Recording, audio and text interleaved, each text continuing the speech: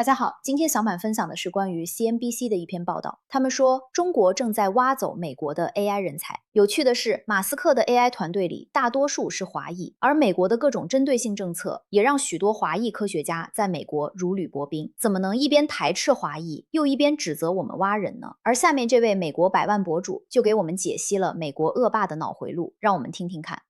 So, this is coming from CNBC. China poaches more AI talent from the US as it eyes the next super app.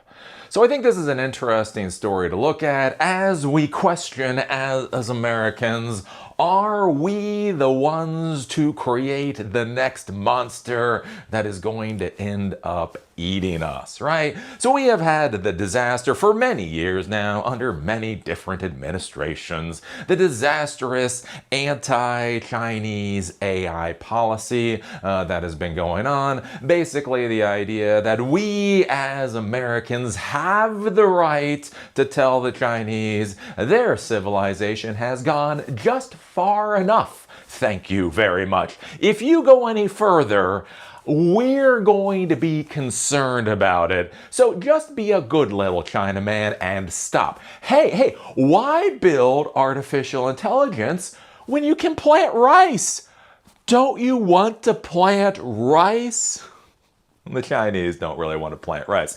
The problem is, right, it's not that we have a single disastrous policy, right? It's not simply that the Biden administration was literally looking at export controls on LLM models, the data files themselves. It's not simply that the Biden administration was looking at making it a felony offense to help anybody from an adversarial nation support their AI endeavors, which basically means, right, if you help somebody with an open source model or an open source AI project and the other person happens to be a student in a Chinese university, that would have been a felony offense under the Biden administration until somebody smacked that bastard awake. Gave him a cup of coffee for a couple of minutes. But the problem that we have with all of this is it's just one bad policy decision after another, right? The whole idea of export controls on models, the whole idea of export controls on GPUs,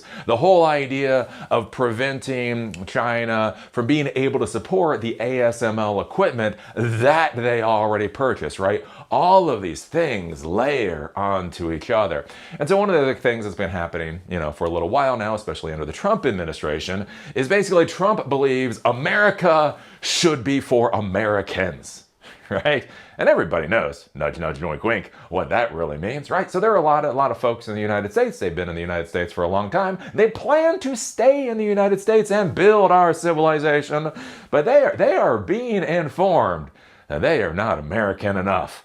And so they're looking around at where can I go to raise a family? Where can I go to build the kind of crap that I want to build, to make a decent amount of money doing it, raise my family, the whole nine yards? And so China is basically looking at a lot of these Chinese nationals that have been in the United States, and they're like, hey, if the U.S. doesn't want you, why deal with the endemic racist policies of a colonial power when you can come back to the homeland and be treated as a hero? And it doesn't sound so bad. So wait a minute. So I can stay here, work my ass off, pay taxes, build a society, and every single day be seen as an enemy of the state. Or I can go back, quote unquote, back to China and actually have a pretty good life, right? So a lot of folks are going back to China. I hate to say back to China, but they're going to China. The curious thing, and this is one of the follow-on effects, right? The things that you don't think about, the ripples you don't think about, is that these folks have been in the United States for a long time, right? They were happy to be in the United States. They were happy to be on their path to being true blue, red, white, and blue Americans until they were told they don't pass the muster for some reason. There is something about the content of their character that is not up to snuff. Right. So anyways, but they were here, right? Believing in capitalism, believing in a lot of this kind of thing, believing in the path our technology is going on. And so the curious thing is that they're going back to China and they're taking a lot of that mentality with them. And so one of the things to be thinking about, right, as civilizations develop, right, there's no right or single path a civilization can go on. We all go down basically the path that we go down for whatever reason. And so one of the interesting things with China is that a lot of their artificial intelligence development, a lot of their technology development is incredibly practical, which I would argue is a good thing, which I would argue is a better path. But it's incredibly practical. It's not necessarily going down the AGI route, right?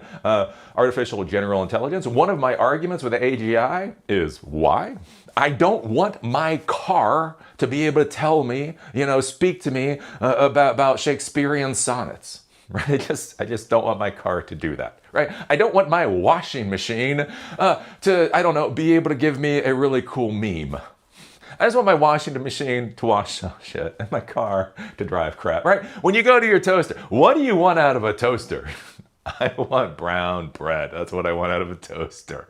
I don't want to joke about a snail and a cat. I just don't, right? But anyways, right, in the US, there's this hyper focus on AGI. Look, to be clear, I think it's dumb as hell, but there is this focus. And the curious thing, in China, there just hasn't been that focus because it wasn't the mentality.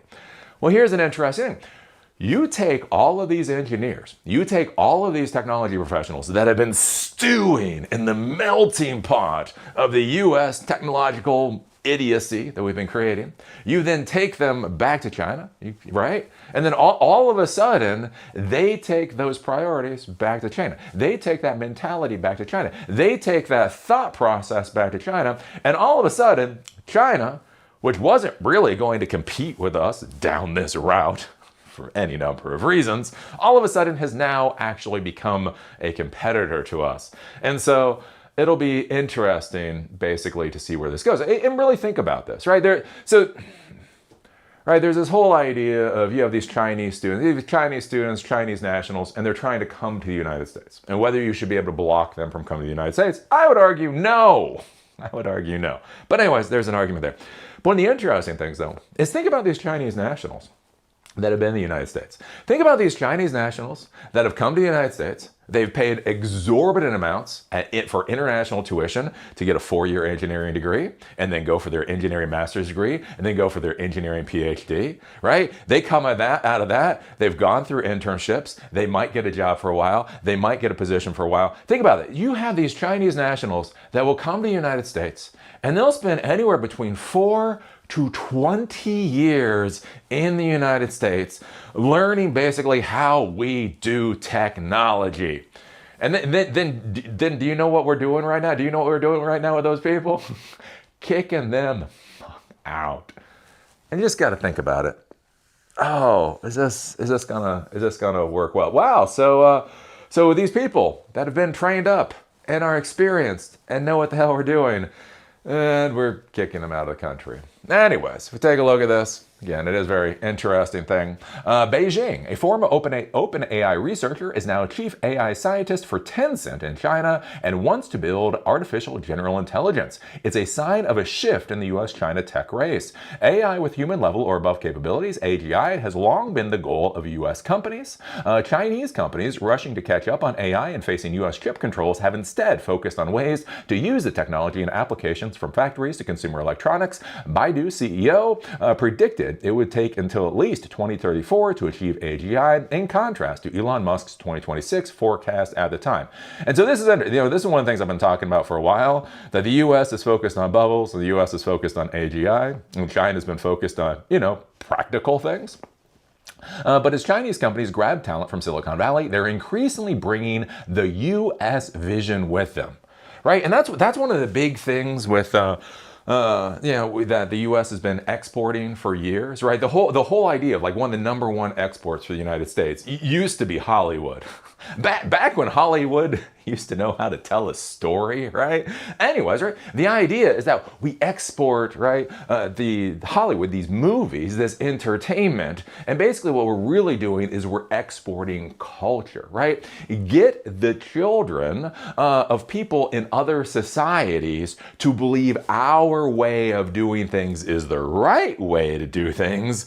And basically you conquer the society. As I've said many times before, right, when you think about John F. Kennedy and you think about empire building and all that kind of thing, a lot of people focus on the Navy SEALs, right? The Navy SEALs, badass, the soldier, they can go in and all that kind of thing. One of the things I talk about, though, is the real imperial force that JFK created was actually the Peace Corps. Fuck the Navy SEALs. Navy SEAls are pansies when it comes to colonialism, right? English as a second language.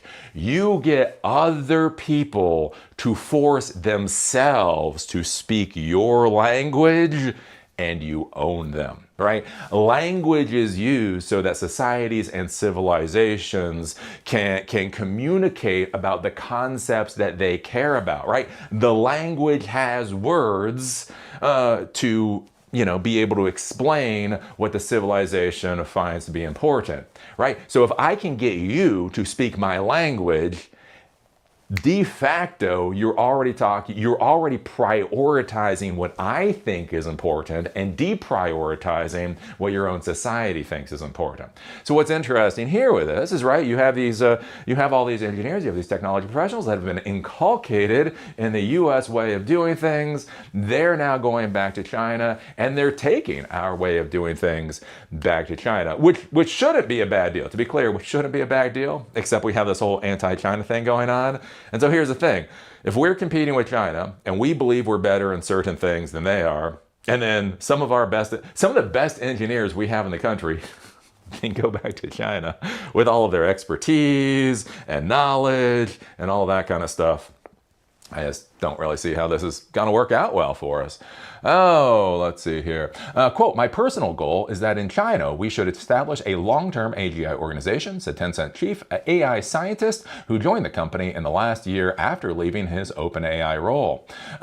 Uncertainty over U.S. immigration policies has also encouraged Chinese nationals to find work in their home country, even if the pay may be lower. China is also ramping up investment to attract talent and spend more on basic research as the country pursues scientific breakthroughs over the next 5 years. That's one of the interesting things with China too, is again, they're still focused on research, they're still focused on funding research. For whatever reason, we seem to be backing away from that. Companies compete for talent, whether based on the same country or elsewhere. But among recent high-profile moves, Alibaba reportedly hired Google DeepMind researcher Hao Zhou to support Quinn AI development. Zhou and Alibaba did not immediately respond.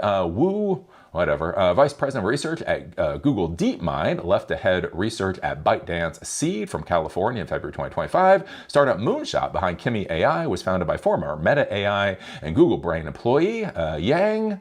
And that's basically what is going on here. So basically China is poaching I don't know, are they our? Anyways, they're poaching talent from the United States and basically saying, hey, would you like to come back to China and actually be able to build stuff without being considered an enemy of the state? That might not be a bad sales pitch. So it'll be curious to see basically how this goes. Again, you think about this, like with technology, right? Technology is just it's an expression of what people value, right? Technology solves problems. The problems you have are based off of the issues that you think are valuable. And so I'd be curious to see, as more engineers that have been basically trained and such here go back to China, how could that change their viewpoint for things in China, or how could that change the Chinese viewpoint? An interesting thing to think about, right? Right now, we're here in the United States, we're all about hyperscaling. As I've discussed many times, in China, it seems like they're going by a much more standard playbook. One of the curious questions here, what if the number of people going back to China can actually shift the balance of thinking there with the idea of accelerating development? Right? The idea here right now might be, hey, let's work on basic research. Let's work on creating products that are profitable and deployable and scalable and all that kind of stuff. We're not going to do that stupid stuff, the hyperscaling crap that the United States is doing. An interesting question is, what if enough engineers actually are able to change the mindset in China where China decides to hyperscale? Yeah. What are the chances for the United States in an AI war with China when China just decides, fuck it, floor it? I'm kind of curious to see how fast China can go. That might be a bit of a disaster. So anyways, what do you think about this? What do you think about China, quote unquote, poaching U.S. talent? U.S. talent. You notice Sam isn't going to China. Bob, Phil, Suzanne. You notice none of the names there are those folks going to China. So anyways, what do you think about all this? Put your thoughts down below. If you like these episodes and you want them on Spotify or on Apple Podcasts, there's a link in the doobly-doo. If you want to follow me on LinkedIn, there's a link down there too. With that, see you all later.